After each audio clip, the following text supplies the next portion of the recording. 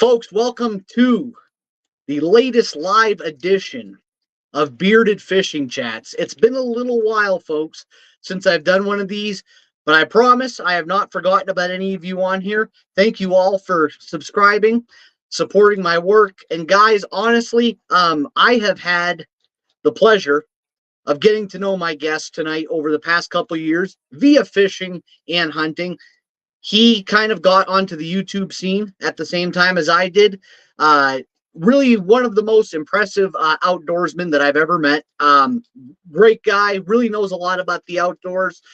We've talked about doing the YouTube live now for quite some time. I would encourage you guys to check out his channel, The Weekend Warrior Hunting Show. I do have a link to his show in the chat. You guys, highly recommend that you check it out. Tonight, my buddy Brayden and I are going to talk about some duck hunting. We're going to talk about some fishing, particularly panfish, because we've been on many expeditions with those. And guys, you know what? Let's just get right into it, you guys. I'd like to introduce you guys to Brayden Baker, a very, very dear friend of the show, a good friend of mine. Brayden, welcome to Bearded Fishing Chats. Hey, guys. My man, very, very, very good to have you here.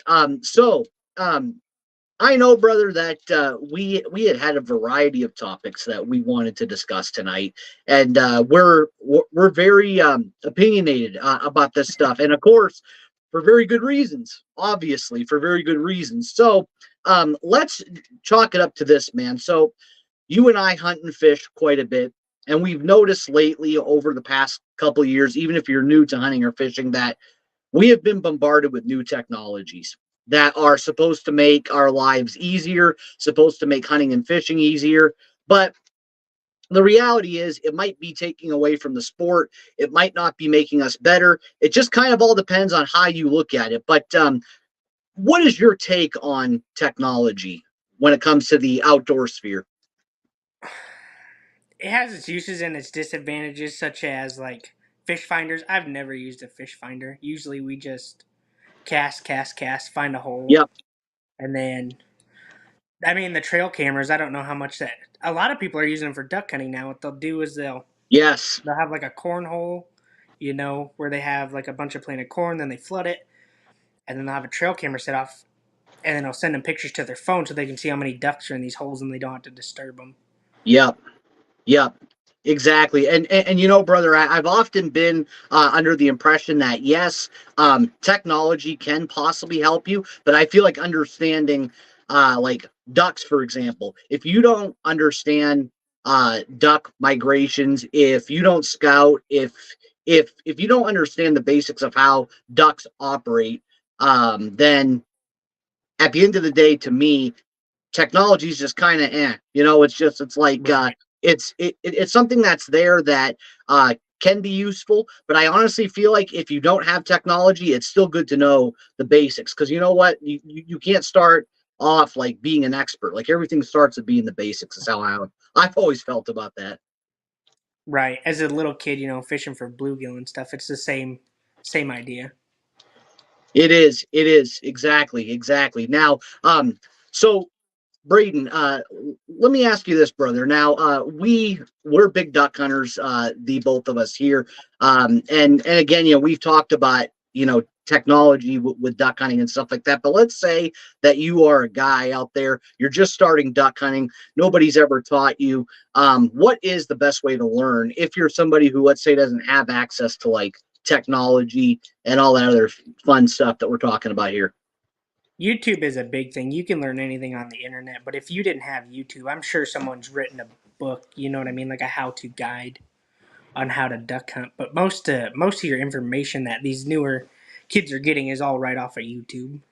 Whether it be wrong or right is another question, but Exactly. Now, I actually find too that joining groups like, let's say if you're a fisherman, you can join groups similar to like Ducks Unlimited, who have conservation minded type practices, but they also have a lot of guys who know a lot about duck hunting. And even if you're like new to, like, let's say even something like pheasant hunting, you could join a group like Pheasants Forever. Guys will teach you there. right. Yeah, I was gonna say, guys will absolutely teach you there. So, now, how has this past duck hunting season been compared to last year, because that's a that's a that's a whole other avenue, brother. Like last year, it was tough to even find water last year, and drought conditions, man, all over the country, kind of sucks, bro.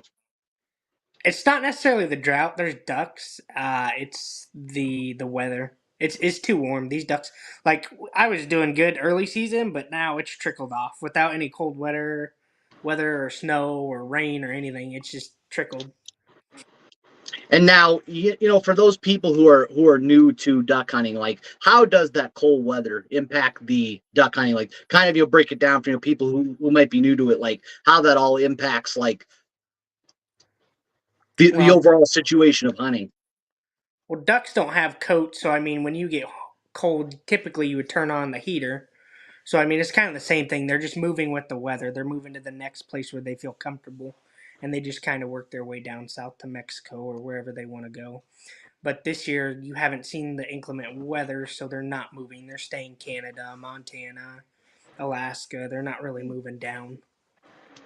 No, and I mean that's definitely a huge part of it too. And I mean, you always need those cold fronts to really get the birds to move around and stuff. There's definitely quite a bit of truth to that. Now, something that you and I have talked about before. We are in a part of the country that does not have a I guess a lot of public land for duck hunting. So, so if you are in that situation and you're faced with that, how do you navigate finding good duck hunting areas? Because I know that you can knock on doors, you can talk to farmers and stuff, but that's a long process, and some people might not have 5-10 grand to drop on a lease either for duck hunting. Let's say Your best friend is probably going to be Onyx or one of these mapped out Onyx apps. maps. Yep. That's what I use. I usually flip up Onyx, and you're going to burn gas. You're going to have Yeah. to drive around to every place that you think might have water. Like what was it? This last weekend, I drove around, hit 5 different spots, and probably one of them is holding water all year. And that's a big thing because a lot of places here they just flood for like a month or two, and then it's dried out. So usually the ducks are going to stay there consistently. Yeah, and what's interesting is that I feel like duck hunting is almost synonymous with putting miles on your vehicle. Mm. There's almost, bro, there's almost no way around it. I mean, bro, you and I have driven till the end of the earth scouting. Mm-hmm. Forget about duck hunting, scouting, like for these areas. Like you and I have hawked into the truck at like early morning hours, traveling, endless miles and saying, where the hell is this place? Where the hell is this place? I was gonna say, yeah. So I mean, yeah, we definitely had our mileage with that. But let's give a shout out to a few people in the chat. I got my Uncle Greg in the chat, bro. Thank you so much for being here. Brayden, Uncle Greg, Brayden. Obviously, my uncle supports this channel pretty hardcore. We appreciate you. My fiance Aja, I love you. In the chat, she always encourages me to do stuff like this. So as always, good to have the support. And guys, for those of you that just rolled in here, I'm talking with my buddy Brayden, the Weekend Warrior Hunting Show. Go subscribe to his channel. But we're gonna get right back into this, you guys. So, what is your prediction, my man, as far as like the rest of the duck hunting season goes? Because I mean, realistically, bro, it's warm. We know it, brother. It is warm outside, and you need that cold weather for ducks. You definitely do. I mean, right now, judging by the weather app, it says it's supposed to get cold on Christmas, so it might pick up. It might get better. But if we don't get that cold front and it stays warm, you're not gonna. I've actually pretty much given up on the ducks right now. I mean, I've been pheasant hunting. Yeah, yeah. Well, you know what? Honestly, bro, it's probably the best way to go about it. Yeah, yeah. If that's not panning out. Now, also, my mom just entered in the chat. Mom, Brayden, mom, also supports the channel a lot. And also, too, I got my main man, Adrian Martinez, who also has a very solid YouTube channel, I might add. Invest in yourself. Guys, if you like old school mob history content, that's the man to follow right there. Adrian, thank you for watching me tonight, brother. I appreciate you. Adrian, Brayden, Adrian. I'm introducing him to everybody tonight. So, as always, Adrian, brother, thank you for supporting me. I appreciate you. So, now, interestingly enough, man, so I actually think too that like with duck hunting, it's definitely becoming more of a sort of like rich man sport because it's so hard to find good public land nowadays. And what's interesting is that duck hunting leases are bro. I mean, you're talking like astronomically high. Like there's no way around it. You could easily drop 5 to 10 grand a year on that. And like, what has your experience been with like dealing with situations like that? And like, do you think that's going to be something that's going to be in the future, as in like it's going to become more of a rich man's game over time? So I'll tell you a story that doesn't like it pertains to our subject, but not Yeah, duck hunting. You know Troy, our buddy Troy. our buddy Troy. Shout We out to my were buddy so me Troy. and Troy are deer hunting partners. Like we hunt deer all over. And one time we were driving down the road in a town that he like lived in, grew up in, hung out a lot. And he said, "Oh, there's a buck in this field. I know the guy that owns it." And then there was a guy driving a tractor, so he went and asked him if he could go shoot this buck, and it was the guy's son. And he's like, "Not unless for I think it was like 3 grand." He said, "For 3 grand, you could go shoot that buck." So Oh I mean, it doesn't matter if you're duck hunting, deer hunting, pheasant hunting, any land right now is they're leasing it and they want a lot of money for it. yeah, they do. Yeah, they do. And you know what, brother? Like, I know that in the case of where we're familiar with Nebraska, I know what happened was Western Nebraska, obviously out by like Lake McConaughey and stuff, is now it's a very sought after place, especially for like mallards and stuff like that. But there was a hunting show that they filmed years ago out there before it was even well known. And Mm-hmm. so like they had a couple big hunting shows out there, and then before you know it, you see out of state license plates everywhere. And the thing is, like a lot of these landowners, bro, know that there's money to be made Mm-hmm. after they saw that. And the thing is, they know that these guys have money. So it's just a very interesting proposition as far as how to do it. And it's almost like you have to find parts of the country that are maybe not known so much for duck hunting, that you need to find access to where not a lot of people know about it, but like it's kind of like a secret between like you and the landowner. That's kind of what I'm thinking people are going to have to do. Yeah. Another thing to add to that is people just need to quit buying leases. If you quit buying them, they're gonna quit charging for them. You know what I mean? The reason That's it's true. gone. So what happens is if you come into an area, and let's say you paid 5 grand, Yep. those farmers all talk. The new bid is Abs- 5 grand, Hell yeah. and then Exactly. some guy's gonna come along and be like 7 grand, and then you Every know what I time. mean. It just keeps climbing. So people quit paying these ridiculous fees. They'll go down. But then another thing is, if you wanted to buy land, I mean, right now land is so high, so I mean, there's kind of no way around it. Oh yeah. Yeah, exactly. And I just think, and I mean, I have like my own secret spots too that are in places that do not get targeted, that people would think is complete garbage. So I think that like one, because for example, like we talked about people paying these lease prices in some of the areas that I have, there is nobody that hunts these spots. Mm-hmm. And at the end of the day, though, I still offer to do chores for the landowner. I offer to, even pay them, or I'll, buy them, dinner, or I will offer to do something, in return for their time, just to be courteous. But I'll tell you, man, even if you go down to some place like Mound City, Missouri, for example, which is said to be, the snow goose capital of America, the second that they started promoting that, brother, I guarantee you, everybody and his cousin was making bids on snow goose hunting property, and it's just crazy, bro. Like the amount that people will pay. So, I've always thought that like the biggest takeaway is that if you're willing to put miles on your vehicle and do research on places that are not so targeted, you can still find places. But I think over time, I think even that's going to become harder and harder over time. Oh yeah, it gets harder and harder every day. Even the public land in some states, they're selling it left and right, I know, it's and crazy. that's ridiculous. I know it's crazy because even though like during the pandemic that like supposedly hunting and fishing activity went up, but yet here they are still trying to sell the land. Yeah, Crazy, no, just that's ridiculous because I know it.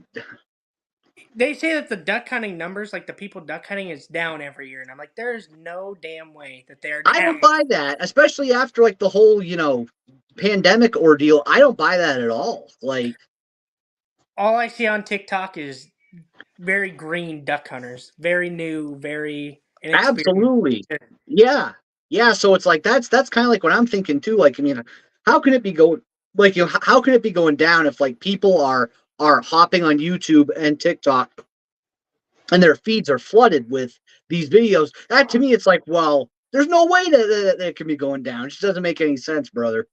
Brayden, I believe Maddie has rolled in here. Maddie, thank you for tuning in. Great to see you here as always tonight. And of course, again, want to give a shout out to my uncle, to mom, to my main man Adrian. Everybody, thank you guys for tuning in. And guys, for those that are just getting in here, I got my buddy Brayden on. He's got the Weekend Warrior Hunting Show. Go subscribe to his channel. Go check it out. You know the drill. I always bring on good guests here, so this is no different. But we'll get right back into this here, brother. So what's interesting too is that fishing went up during the Oh, pandemic, or so they say. And you have YouTube exploding, you have TikTok exploding.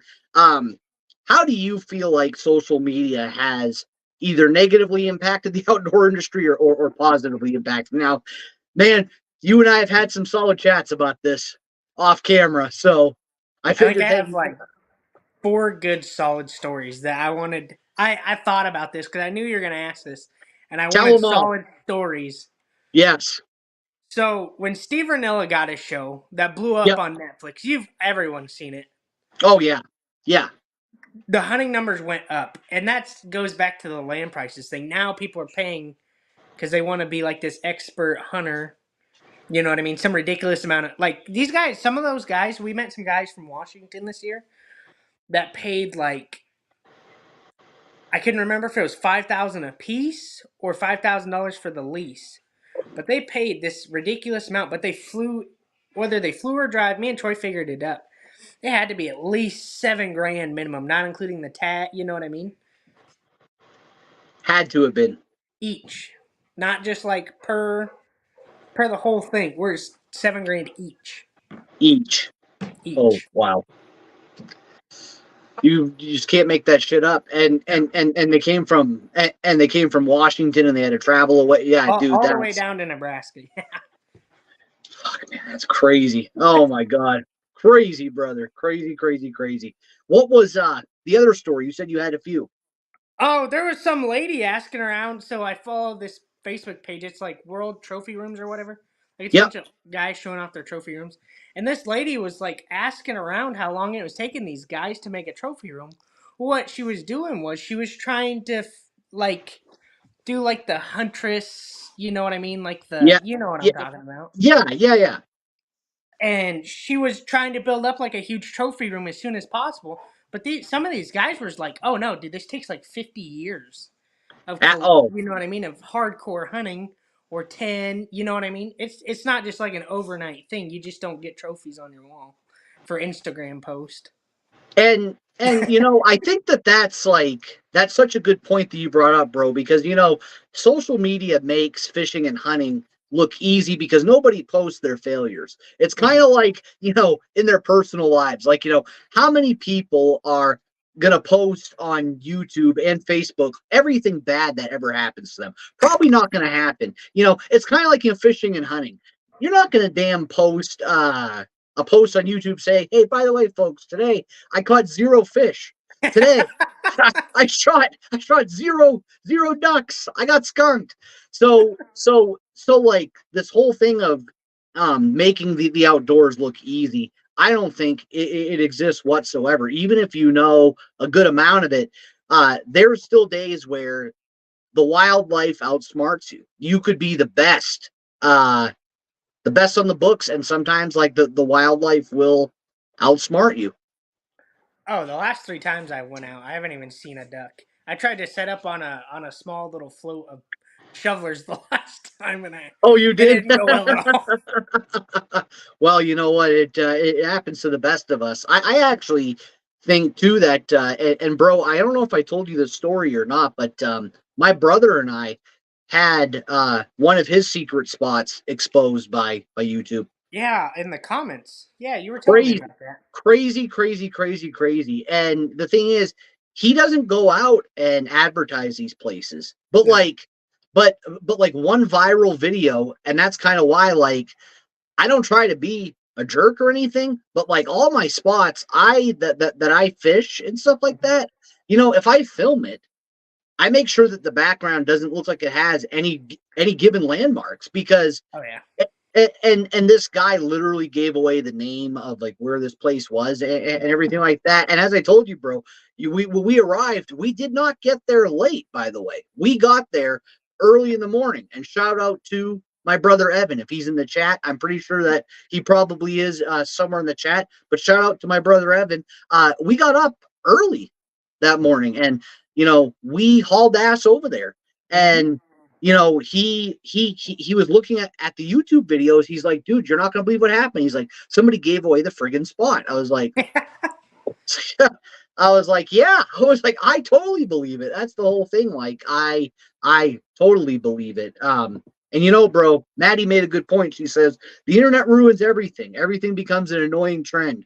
Maddie, I, Yeah. I could not have said it better myself. Literally could not have said it better myself. Thank you for posting that. That's 120% true. I'm with you. I have a story to add on to that story. So I used to Add on to it. in Colorado, I used to have like a little. My neighbor had a pond in his backyard, and you couldn't see it from the road.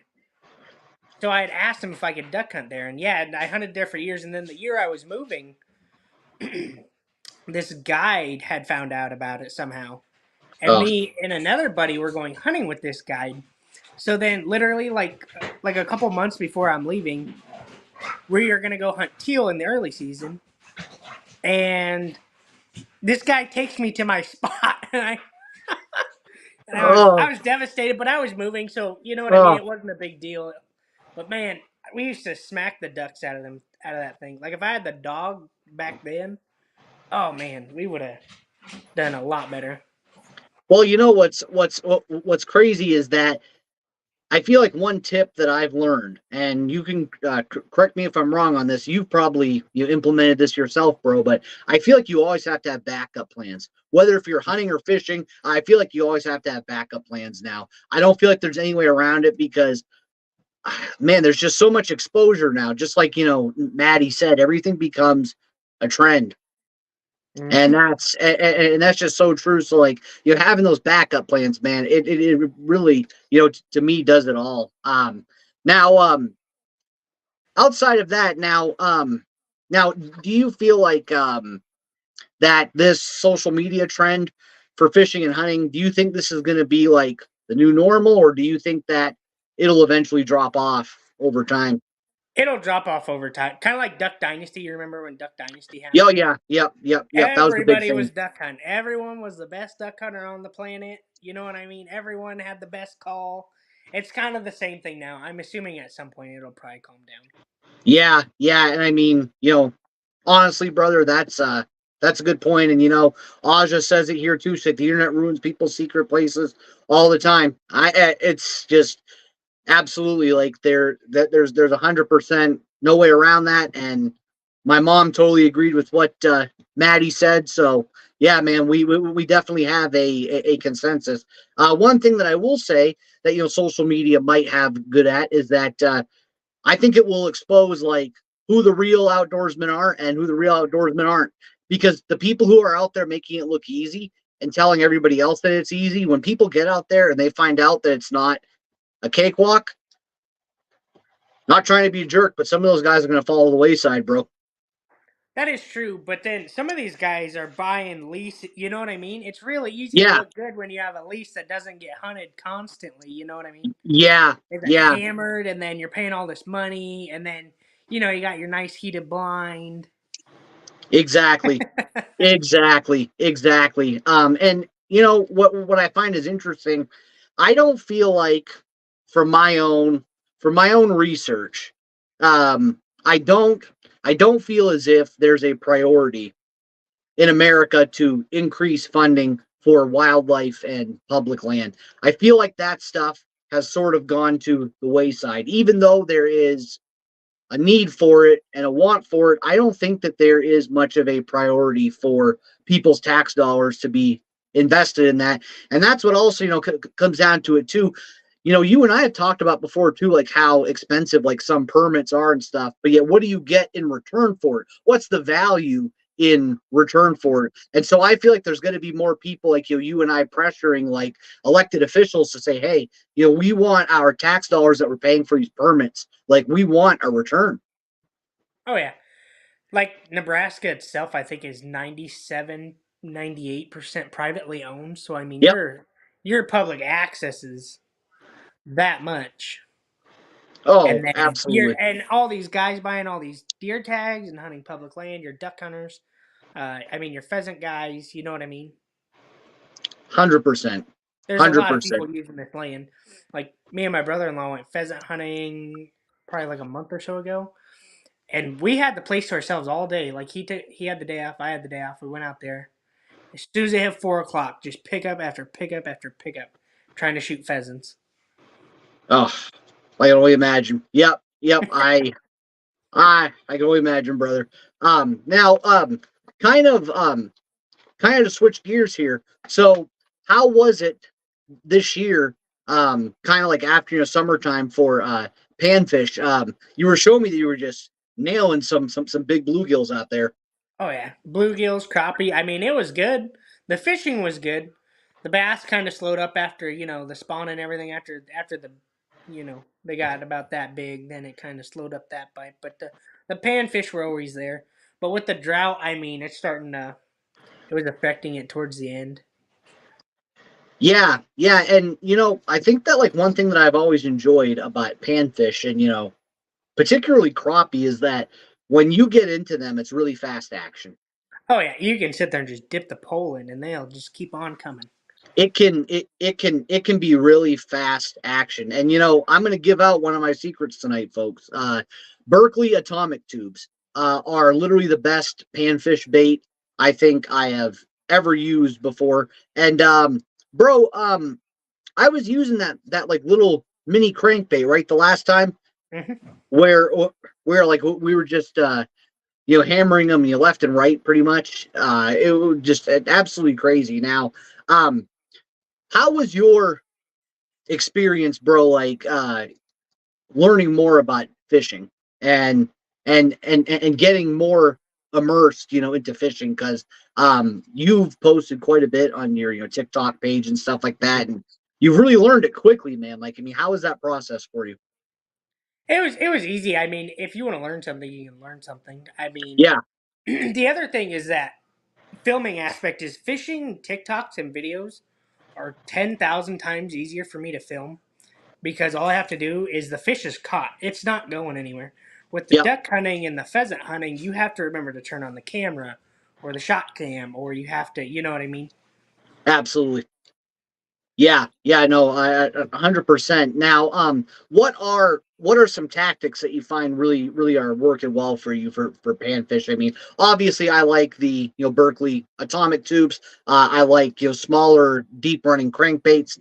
But there's a load of tactics out there that actually work. Like, what's doing it for you?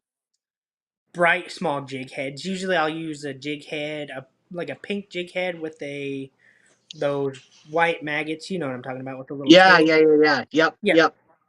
Typically that's what I'll use. I'll throw those out, but I've caught bass, sunfish, bluegill. I mean, crappie on them.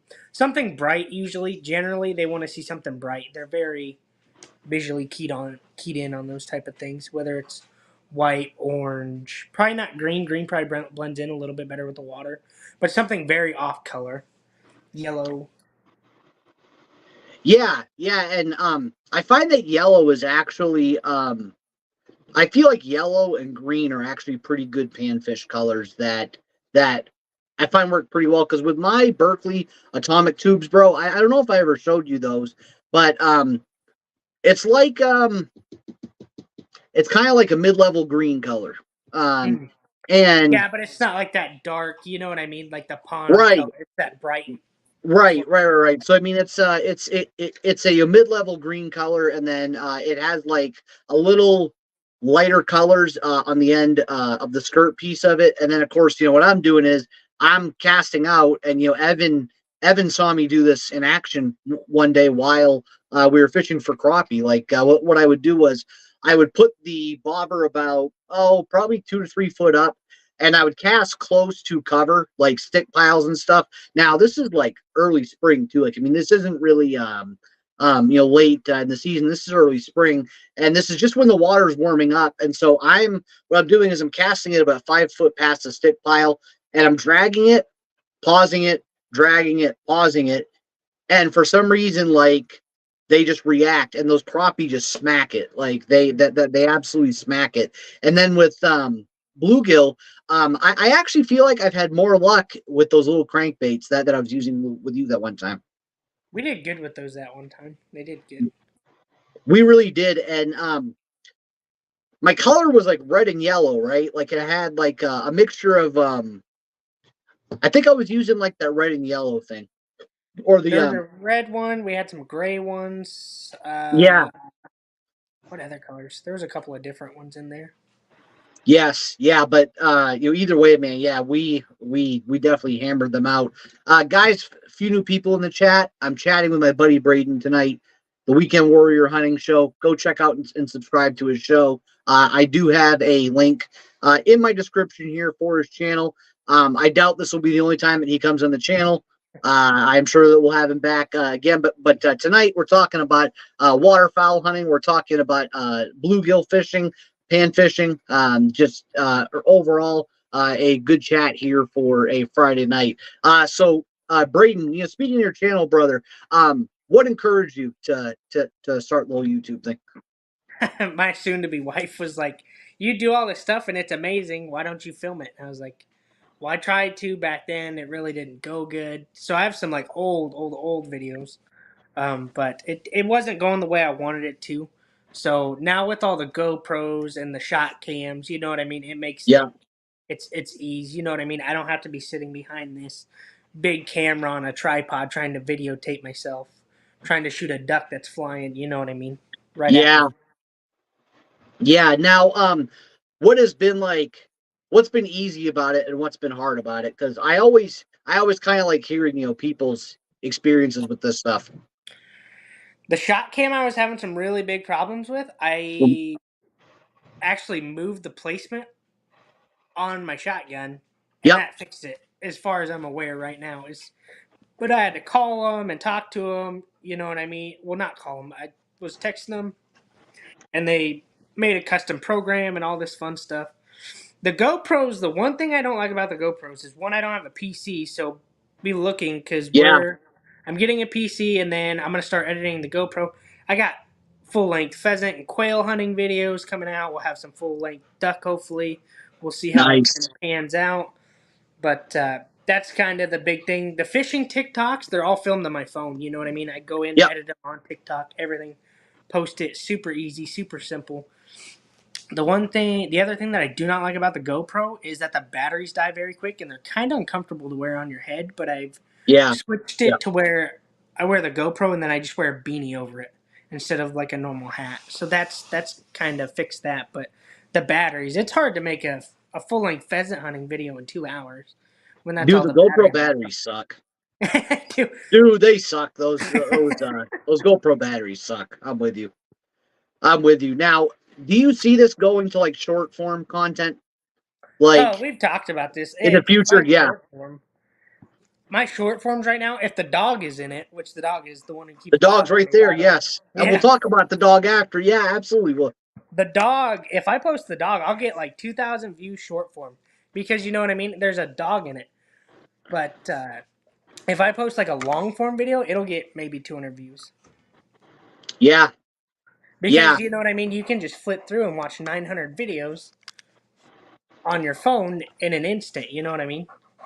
Oh, absolutely. And I think that like what's I think there's some good and some bad about that. And like you and I have talked about, the people who actually support my channel the most, and I think you might see this too, like if like you ever start doing like live shows, I feel like the people that are going to support the most are going to be those who you interact with in the audience.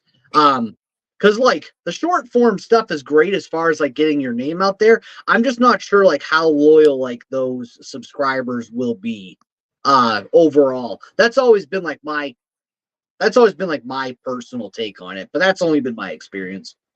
Yeah, I mean, I try to answer all my comments. I mean, it makes Yep, for. I'd rather be more engaged with my followers, anyways. To be honest, of um, course. I'd love, you know what I mean. I like to chat, so that's that's one thing. But I don't. Yeah, I don't know about the loyalty thing because how many? Most of my views, like I don't know how yours are, but most of mine comes from my short feed on my TikToks. It doesn't, you know what I mean? Like it gives you your analytics, and Yeah, most of my viewership is from that, not necessarily my followers.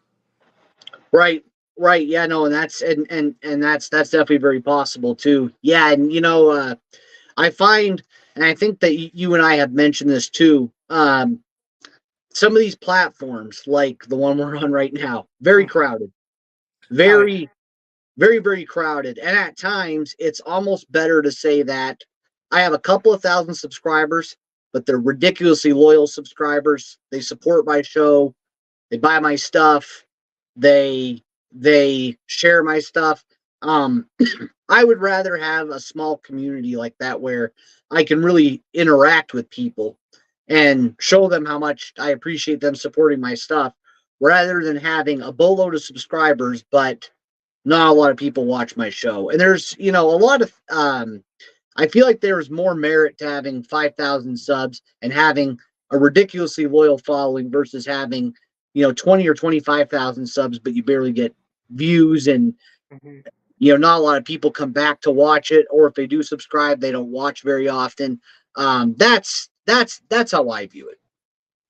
Yeah, there's some people that'll get 25,000 views and they won't have any comments. You know what I mean? Like they're just Mm-hmm. watching for the entertainment. They're not wanting to engage or, but who knows? That might be the new trend with like the newer generations. Maybe they're not into that Could anymore. be, could Maybe be, they brother. don't want Yeah. that connection type of thing. I don't know. Very possible. Yeah, I know that's a good point. Now, bro, we see your sidekick there, the dog, who I'm very fond of. Uh and what I think that a lot of people don't understand about duck hunting, a dog can really make all the difference. And but there's so much training that goes into it. As we know, brother, and as you've told me stories and you've had me in stitches laughing about it. So yeah, so kind of going to that, like, I mean, what's that like to fully train a dog how to get pheasants or get ducks? Or, brother, it's a it's such a hell of a process that it's just it's beyond me sometimes.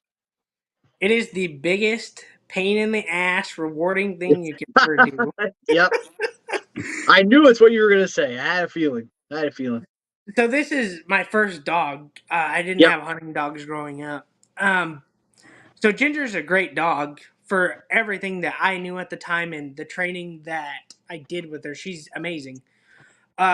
The dog that I had after Ginger will probably be even better. You know what I mean? Now that I know these things, the best advice I could give to anyone who's getting a dog is you actually have to devote small amounts of time to that dog when it's a puppy. Like it is a very important thing that you bond with the dog because the dog only has one master. Like I've told you, like Yep. I can throw my dog out in my front yard. It'll come back if I say, "Hey Ginger, come here."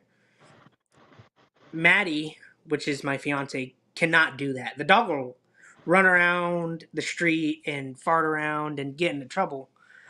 So it's important that you have that bond. Like you've seen me Yeah. recall the dog, and that dog knows instantly that it is time to come back. And if I can't, usually I'll give her the stimulation. You know what I mean? The vibrate on the collar, and she'll because she's not paying attention, and usually that'll do it. But yeah, you got to take that time. You got to spend time with that dog. And another thing is you can't overdo it. The dog will get bored. Yeah. So Yep. your best bet is to do like 10-minute little like play fetch. You know what I mean? Just Yep. something. And then another thing that I would do is don't free feed a puppy. Make it work for its food. Like have it sit. Yep. Have it lay down. Like you need to work. The dog needs to work for its food when it's a puppy. Yeah. Absolutely. And you're gonna get frustrated very quickly Definitely. because it's a Yep. puppy. It has no idea what's going on. Your best bet in that situation is just put it down and pick it up again later. You're better off just to leave it. You'll do more damage by getting frustrated at the dog. Yeah. Yep. Yeah. And I mean, honestly, bro, like I've heard all the stories over the years, bro. You have put in some time. You have put in some time, and I'm not gonna lie to you, it's impressive. You've put in some time, bro. You really have.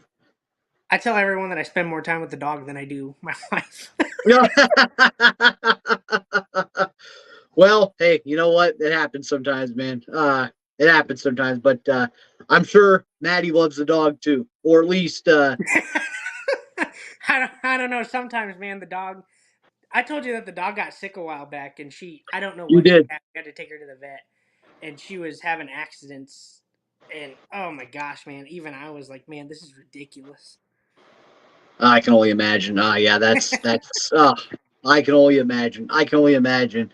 Well, brother, we are gonna get things wrapped up there. You and I will chat backstage here when we're finished up. But guys, we'll end on this note. Guys, do me a huge favor. If you did not catch this live tonight, catch the replay. It's gonna air right after we end this live stream. You guys, please share this with everybody you know. And guys, again, do me a damn favor. Subscribe to this man's show. Okay. Brayden is going to do some good things in this YouTube world. Things are only going to go on the up and up for him. This is definitely not the only time he's going to come on this show. And in fact, you guys, I want to let you guys know that my cousin Austin is coming back on the show here pretty soon. Austin Roy, the man of the hour, is going to be making another appearance on the show here pretty soon.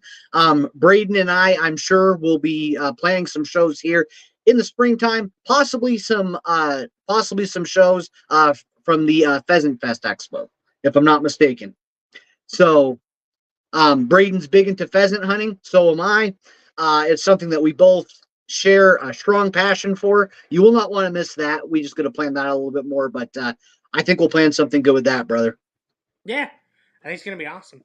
Yep, and Aj is like, I am just glad to see two men having fun together. Hey, there you go. That is how Brayden and I do it. There's literally never a dull conversation with us. If there is, one of us is sick, or there's something wrong with us. But also, bro, I wanted to tell you this too. I've been floating around this idea. I want to see Austin and Brayden together on your channel.